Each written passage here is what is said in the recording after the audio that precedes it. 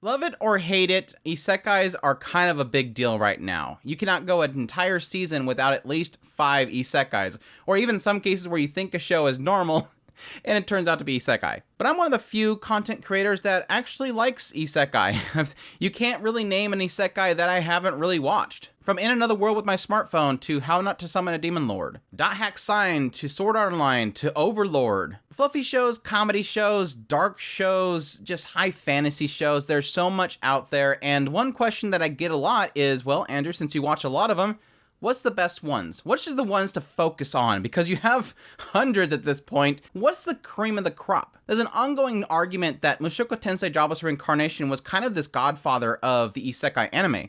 And you can really tell that a lot of shows borrow so many elements from that story. In a lot of cases, a little bit too less. They miss the point. And so there is a big question mark there, is why bother with all these shows? Spirit Chronicles and Smartphone. Why bother with these? What is the best ones? Well, that's why I'm here to tell you guys. I'm here to give you my personal top 10 favorite isekais of all time. As with all of my top 10 lists, the thing that I want the most out of you guys to go down in the comments down below and let me know what's your top 10.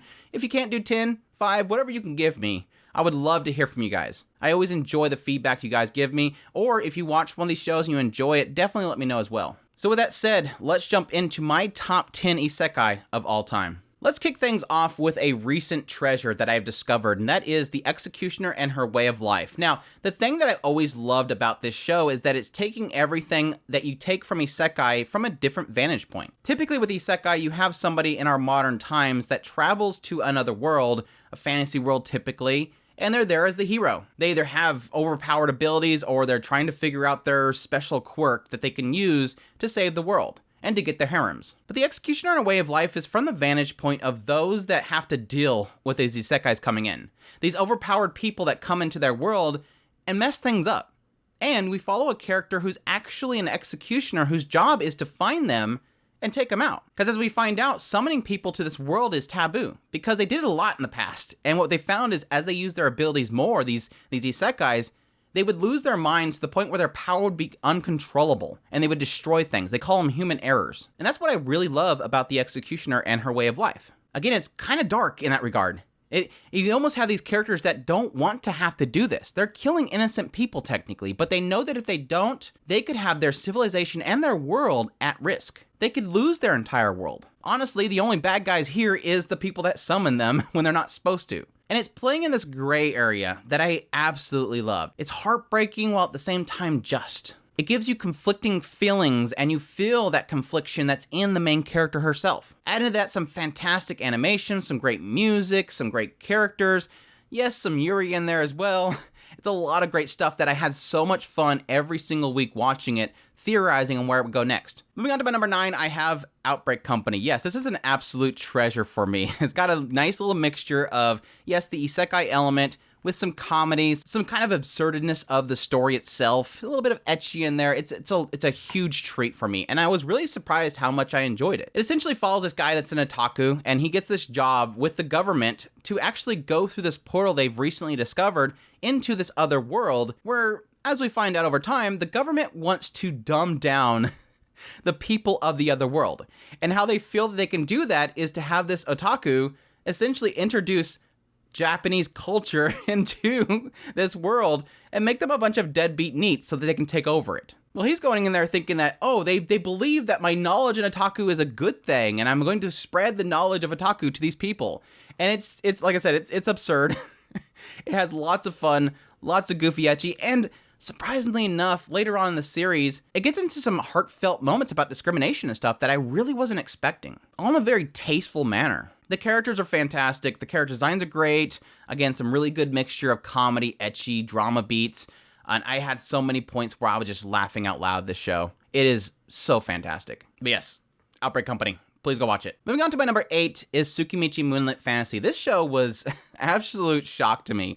I really was expecting this to be just another isekai. I'm just going to go into this expecting it's just a dumb isekai. We have a character who is transported to another world. He doesn't die or anything. He literally just wakes up in front of this one god of his world, and he's like, hey, sorry, we got to fulfill this contract with this other goddess, so we need you to go to this other world. And sure enough, that other world, this goddess is like, you're too ugly. I only allow pretty people in my world. And so she basically just exiles him to the corners of the world and says, just stay away from my beautiful humans. And what comes from that is really what I kind of figure over time. You're essentially following an isekai that's the villain. He's the bad guy. He's the outsider. The insiders, the heroes and everybody are these gorgeous humans that are beautiful. And everybody outside of that, the demis, the demi-humans, and yes, even the main character, are ugly and exiled from the great areas of the lands. And while he kind of just keeps to himself and he actually starts building a nation, he starts to come in conflict with this goddess and her beautiful people. And I really did love this idea that, again, you're following the bad guy. You're following this guy that has an aura about him, and yes, not necessarily pretty in this world. That was absolutely interesting and fantastic to watch. I'm so glad this is getting a second season because I loved how it was developing. And it gets dark at times. It really does get into this point where the main character is struggling with a desire for vengeance. He's angry at times, like to the point where he will exact that revenge. It's an interesting character study. At the same time, it does have enough in there to keep it fluffy and fun and comedic at times. But when push comes to shove, it gets really serious, and I really do like it for that. And don't get me started on how this character becomes overpowered. His method to gaining power was just so absurd. Moving on, let's get into one of the obvious ones, and I'm going to get two things from this. One, people are going to be angry because it's so low, but two, I have to put it in my list because people will probably get angry that it's not in my list. Probably one of the biggest fandoms that I never hear from unless I forget to put it in a list. Let's be honest. Yes, that time I got reincarnated as a slime. This is a series that, honestly, I fell in love with from the very beginning. Just some fantastic characters. Remedu is such a fun main character.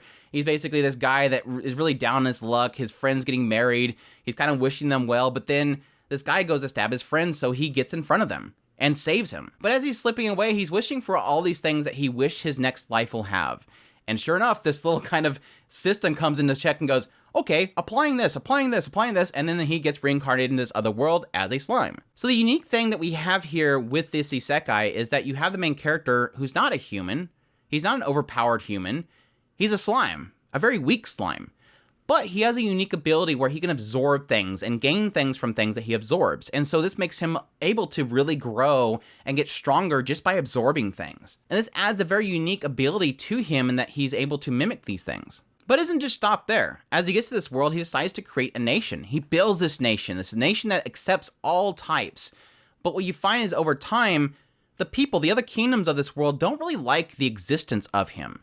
And it turns very political in the idea that every time he gains allies, he gains enemies as well. And I've always loved that the writer is so willing to, essentially every time something big happens, like an epic thing happens in the story, the main character is sort of forced to have to kind of get everybody in check, to check with each nation and make sure that things are still okay. And the willingness to do that much detail was very interesting, although it led to these very long segments of meetings. But for those that are obviously going to be mad this is so low on my list, I have to give my reason why. I have to be brutally honest, despite the fact that I loved how things were wrapping up with the recent season, it brought it down quite a bit for me. I didn't feel fulfilled with a lot of the content that was being delivered in later season. While it had great payoffs, there was a lot of lulling points that I didn't really get too much out of. And I think a lot of it has to do with a villain that I really didn't care about. With all that said, I love Slime, and I cannot wait for more of it. I'm looking forward to the movie and anything else that comes from it. Now with Slime out of the way, everything from now on people will say, so that's better than Slime. It's just a list.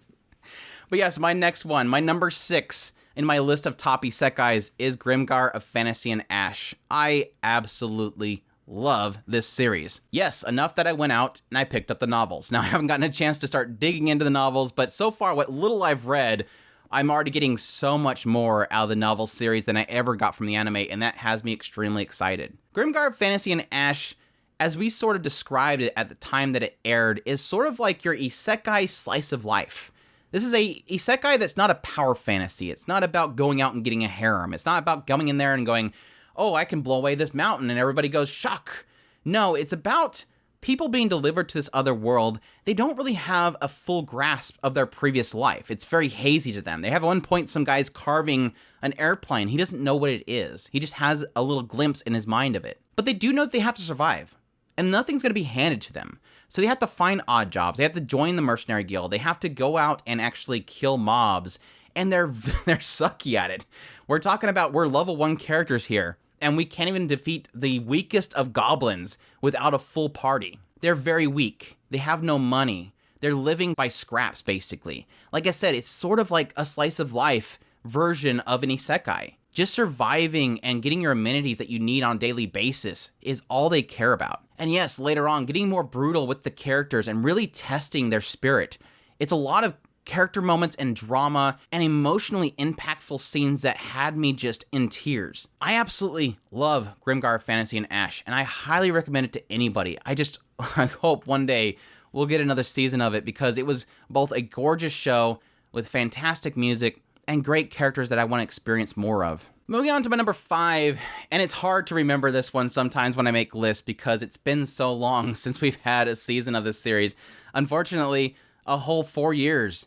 But now we're finally getting one next season, which is absolutely fantastic. And yes, that is Overlord. Overlord is a special case because at the time that it came out, we really didn't have any isekais that were really delving into the idea of a dark isekai. An isekai is similar to something like Tsukimichi Moonlit Fantasy or Saga of Tanya the Evil, where it's really in a dark setting. Things seem very grim and a more sinister standpoint. Our main character, who stays logged in after this game's server shut down, finds himself trapped in that particular world, and in the avatar of the character that he was, which is this huge skeletal lich. But the fascinating thing that comes from this story, the unique thing that Overlord kind of presents to the viewer, is that you have this character, yes, he's trying to discover why he's there. He's noticing the differences in this world. All the NPCs of this dungeon that he and his friends had created are all acting a little bit differently. But additionally, we see over time this main character, who was once human, who is now in the avatar of his character, becoming the character. He's noticing that really terrible things happen, but he doesn't have a feeling for it. Like, he doesn't act like a normal human would react. Sympathy and compassion are things that he's slowly losing. He's becoming the lich that he is. But aside from that, I think what Overlord does so well is world and character building. There's so many great characters that surround the main character. His servants and peons that are around him that serve him to death are so interesting. And there's so many side stories that they get into in the later seasons that at face value, I'm like, why are we doing this? We had this whole segment on these lizard people. And as I'm going, why are we doing this? Over time, I found myself loving these characters too. Everything the writer does, every direction he takes, I at first question it, but then quickly realize I really like what they're doing here. And I think it's all to support this later narrative that the writer will get into that will be all the more impactful. I think this writer is masterclass, and I absolutely love Overlord through and through, despite the CGI segments. We can put that aside. And yes, Saltiria's best girl. Moving on, let's get into our number 4, which is Konosuba. Konosuba is absolutely fantastic, and I will admit, at face value, I wasn't really liking the show. Studio Dean, whatever they were doing with the art style, with the wonky character designs, I wasn't liking. I thought that that was the show that was going to get the low budget of the season, and I was just very dreadful as to what they were doing with the show. I heard the source material was fantastic, and I felt like they were ruining it. But even still, I did love what they did with the artistic choices when it came to the comedic value of the show. This is a full-on comedy show. And the expressive faces that they would eventually get into when the characters get crazy, especially Aqua, just screaming purify as she's trying to purify this lake inside of a cage while all these monsters are chashing at it. It's just absolutely dorky. The look on her face, all these characters just have such expressive personalities that I can't get enough of. It's why I eventually, when I went to watch Princess Connect Redive, realizing it's the same director, I knew that show was going to be fantastic as well, because this director just knows how to make these characters absolutely absurd. It essentially follows a guy that, unlike typical, yes, he does sort of get hit by a vehicle. Not really. He's trying to save somebody from a tractor, and the tractor's moving at like maybe 1 mile per hour, and he ends up peeing himself and dying with a heart attack.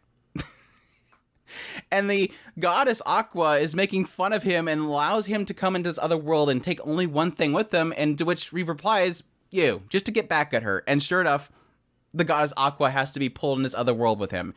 It's so goofy.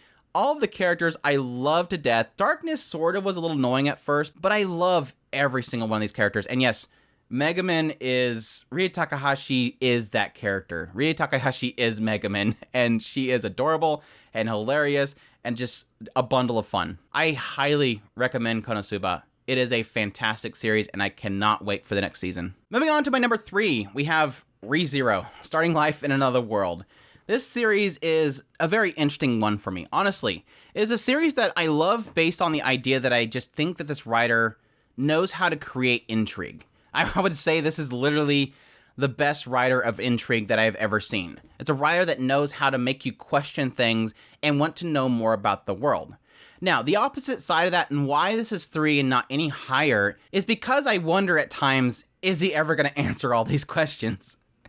People say it's plot holes, but I believe that if a story's not done yet, it's not technically a plot hole because it could be filled. Now, I agree with a lot of people that Subaru at face value is not a likable character. He's a little bit over the top for a lot of people, but I believe that his character growth over time is something I've always found interesting. This is somebody that's gone through death after death, and it really does make you question, how would anybody ever be able to experiencing all that pain and anguish and betrayal and still be able to walk forward? It's a story about somebody from our modern times Japan who's transferred to this world, and the weird oddity about this particular isekai is that you have a main character that whenever he dies, he returns back to a checkpoint time. And this checkpoint can get moved forward over time. We just don't really know what moves that checkpoint forward. Yes, the easy thing to say is that, well, if something bad happens, just die and reset, even though it's a very difficult thing to commit to. But there's always a fear that something terrible is going to happen and he's going to reset to a point that's not going to be before that tragedy. And like I said, mix into that some really interesting world development.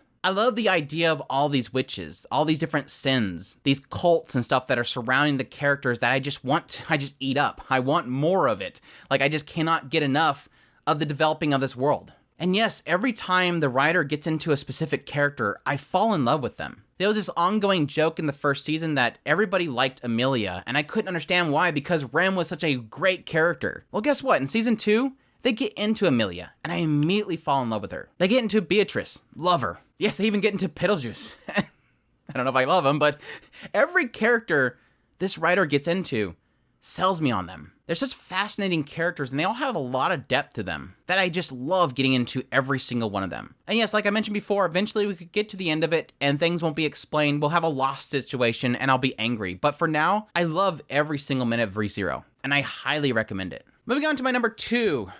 This is the hard one. The top 2 was the hardest, honestly. I love both of these shows for their own reasons. Any one of these can be number 1. Any one could be... It's hard to make any of them number 2. But I've committed at this point that number 2 is A Sentence of a Bookworm. I absolutely adore A Sentence of a Bookworm. This is a series that ever since I watched the first seasons, I have been yelling from the tallest mountains for people to watch this show. It is an absolute gem of a show that really shouldn't be defined as an isekai, honestly. It's a show that transcends the label of isekai. Yes, you have a girl brought from our modern times into a fantasy world, and yes, she brings technology with her, knowledge of technology that she's able to use for her own benefit. But it's so much more than that. The world that we're exploring, the position that Mine is put into from the very beginning, creates a different narrative than that you typically see from most shows. For one thing, Mine isn't overpowered. The body that the main character is placed inside of was a girl that already existed in this world. Theories is that she probably passed away that day. And the main character has to deal with this body, its frailty, its inability to walk around on her own most of the time. All because of this sort of illness that she has to deal with. But she doesn't let that keep her down. She still keeps pushing forward. Despite the fact that the only treatment that she could receive requires money and she's living in a poor family's home. She's living in the commoner section of a society that's built around nobles. But there's a driving force for her. She was a bookworm, as the title would lead you to believe, in her previous life. And so she wants to read books. But again, unfortunately, she's a commoner, so she doesn't have money, and thus she can't get these books that are only for the rich. So she decides that she'll make them herself. But again, she's frail, so she needs help from other people. So it turns into a lot of focus on the relationships that she has with this new family she has, the friends around her, making deals with certain guilds and companies to all put together this thing that she desires so much. And the lives that she affects around her because of the decisions that she makes, and the questions that arise around her because of the knowledge that she has. Mine is such a fantastic character that I absolutely adore, and I love seeing what she does.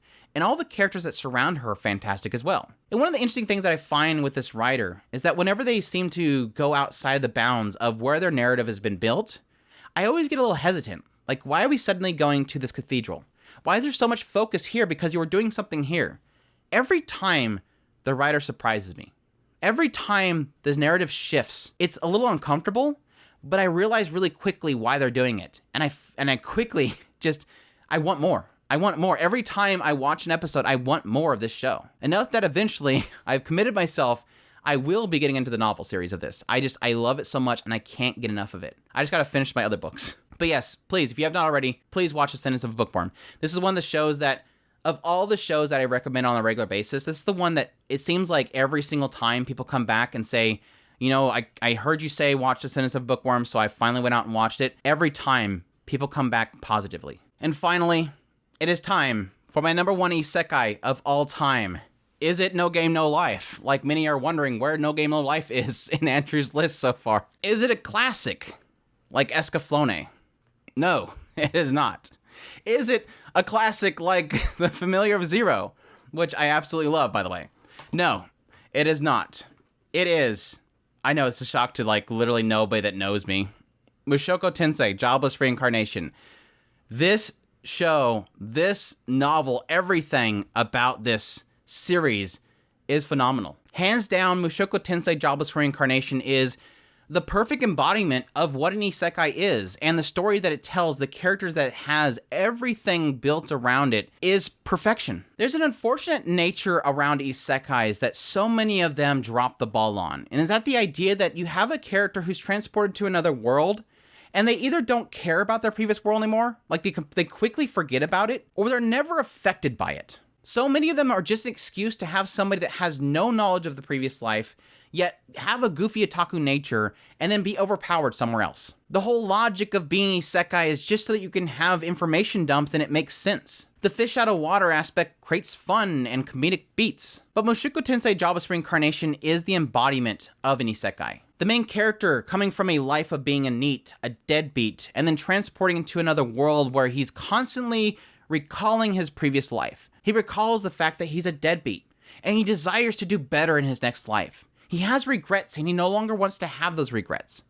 He has insecurities, and he has to fight over those insecurities. Stepping beyond his doorway, stepping beyond the gates of his home, being afraid of being bullied again, having trappings of his own insecurities that constantly drive him forward. He celebrates every new experience he has because he had nothing before. And it's always been that driving force that makes Rudeus, despite being a nasty perv, somebody that over time is gradually changing. The writer themselves acknowledges how nasty Rudeus is, but points out the nature of him changing to be more impactful is a story that I want to see unfold. And I've already seen it in the first season of the series. I've already seen this character grow.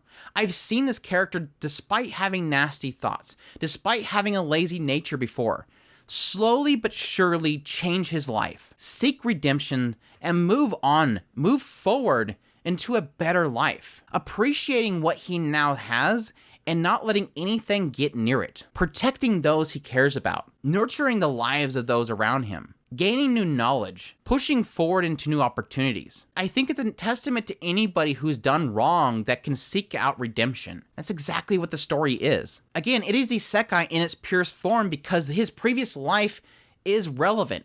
His new life is relevant. And that transition and that moving forward is all relevant to the aspect of isekai. And that's not even to get started on the world, the characters, the politics, everything, the magic, everything is so fascinating in this world. Roxy, who is his mage tutor, she's fantastic. She's literally my favorite female character right now. Eris is a total tsundere goofball that I absolutely adore, and seeing her mature over time and change is phenomenal. ReZero, Ghislaine, and yes, getting into the novel series, getting more about Paul. Everything about this series is just perfection. The writing is perfection. The developments is perfection. I cannot say enough how much Mushoku Tensei Jobless Reincarnation is literally a 10 out of 10 show for me, despite the controversies that surround it. And yes, it visually looks absolutely gorgeous. Just Studio Bind is a studio that was put together just to adapt this book, and they're doing a phenomenal job at it. Visually, the world itself comes to life with the animation. Everything flows so well that it's a believable world that you get lost in. The music is beautiful. Everything about this show is great, and I have to stop. Mushoku Tensei Jobless Reincarnation. My #1 favorite isekai of all time. Please go watch it. But there you have it. That's my top 10 isekai of all time. For some honorable mentions, I would have to say Recreators, although it's technically a reverse isekai sort of thing. I absolutely loved it. I know there was a lot of heat towards it, but I just adored the series. Saint's Magic Power is omnipotent, female lead isekai that I absolutely adore, and I cannot wait for season 2 of it. Escaflowne, although I joked about it earlier, I think it's not aged that well, but visually it's one of the most beautiful shows that you'll find. This is back when the animation boom was still happening, and you just had money pumped into animating this stuff, like 2D animation. Dot Hack Sign was technically like one of the first isekais I ever watched, and the ending of it just, it was so good. Gate, it was so much fun. I really wish they would do another season of that. Yes, Sword Art Online. I really loved the first season, the first core. That was really fantastic. I think it just kind of fell off for me over time. I still enjoy it. I've still watched and enjoyed every single season of it. Familiar of Zero, just a fun tsundere isekai comedy type show that I had a lot of fun with. It's got Ri Kajimiya in it, so I absolutely love it. Yes, like I joked about earlier, No Game No Life, visually beautiful series. I think we need another season of this, whenever that's going to happen. And that's it. I'm going to stop there. That's enough to give you guys. I have 1,000 more of them. If you have a certain taste that you have in certain anime, let me know in the comments, and I can probably give you a show that'll fill it. If you're looking for cute girls doing cute things, there's a show for it. If you're looking for dark, there's something for everybody. But with that said, I hope you guys enjoyed this list. If you did, make sure to hit that like button down below. Again, comment. Let me know what's your favorite isekai of all time. I love hearing from you guys. Additionally, if you've not already, make sure to hit that subscribe button so you can get all my content. I do top list, news, impressions, discussions. If it's anime, it's pretty much here. Additionally, I greatly appreciate it if you consider supporting us through Patreon, our tips link, or the super thanks button down below. I definitely appreciate everybody that does. And with that said, y'all take care and avoid those trucks.